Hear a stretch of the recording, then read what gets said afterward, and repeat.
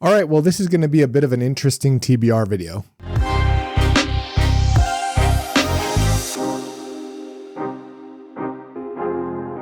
Hey guys, welcome back to the channel. My name's Theo. Thank you so much for hanging out with me today. If you're new to the channel, welcome. If you haven't already subscribed, please go ahead and consider it. Maybe leave a like on the video. It helps quite a bit.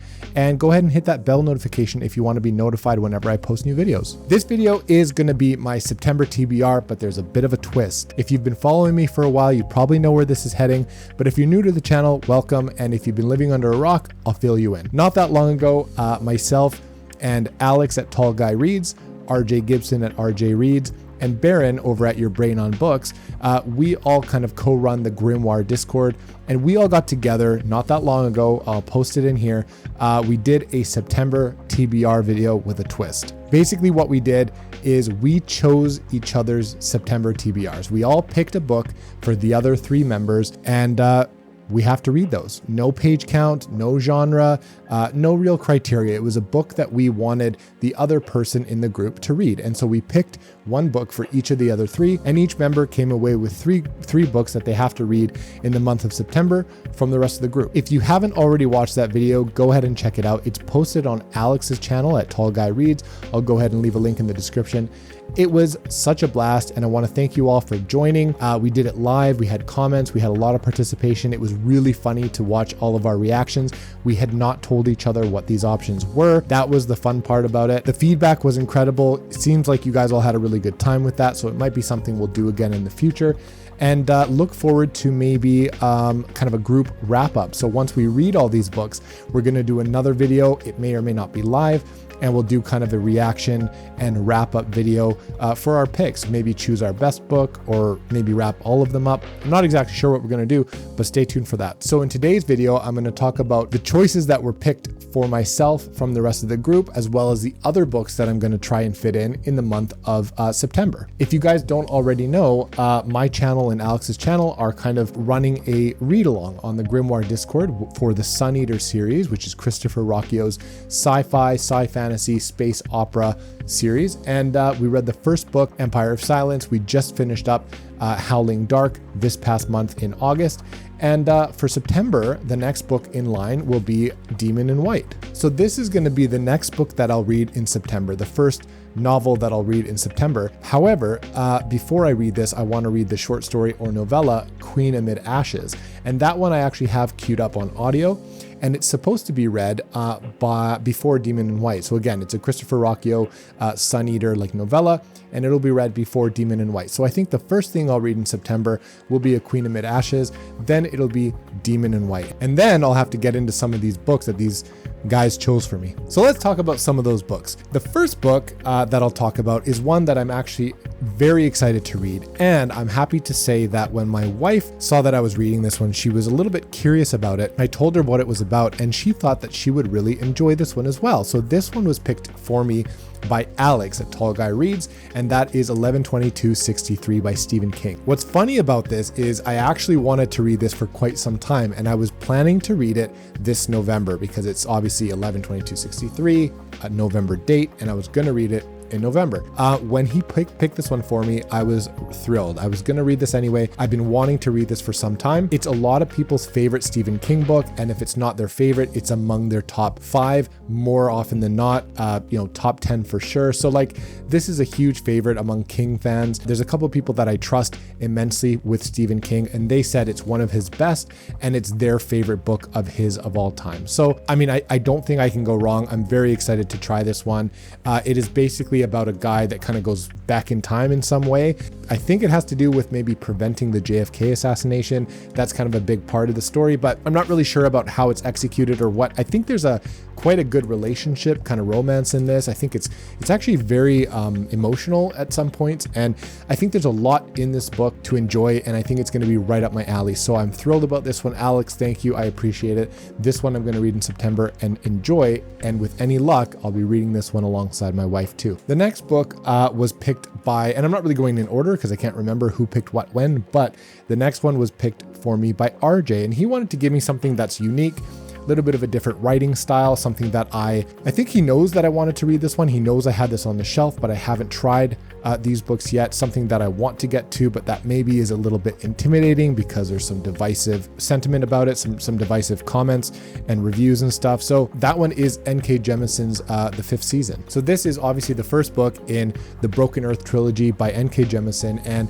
I've had the trilogy on deck for a while now and I haven't been able to get to it. What's interesting about this one, and if you've been on BookTube on the fantasy kind of genre for a while, you probably know that this one has a part of it, if not most of it, that is written in second person.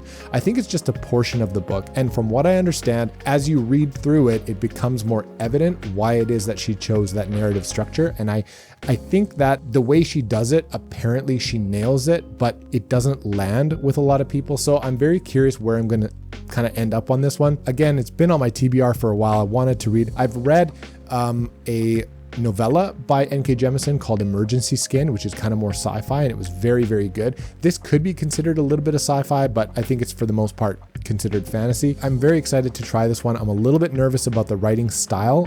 That's why I haven't reached for this one yet. But with this TBR setup, I'm forced to read it, so we'll see what I think. One of the important things to note about this series is I think it's the only one to have ever won a Hugo Award for all 3 books in the trilogy, for all books in the series.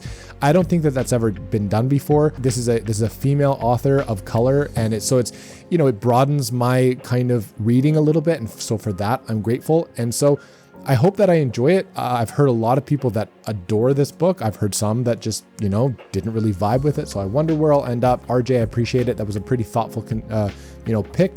And so we'll see. Thank you so much. The next one I'm actually reading on Scribed on audio, and that is Baron's pick for me from one of his favorite authors, Cormac McCarthy, and that is Blood Meridian. Blood Meridian is an interesting book. This one is actually, I needed a book on audio to fit in kind of recently. So it's the tail end of the month in August right now, and I've actually read a couple chapters of Blood Meridian, and it is an interesting book. I was getting a lot of comments kind of making fun and making jokes and stuff, and Blood Meridian, poor Theo, and he's gonna have to suffer through Blood Meridian. A lot of people that I trust, a lot of people whose tastes align with mine, really just didn't like Blood Meridian. It just did not hit home for them. And I have to say, I'm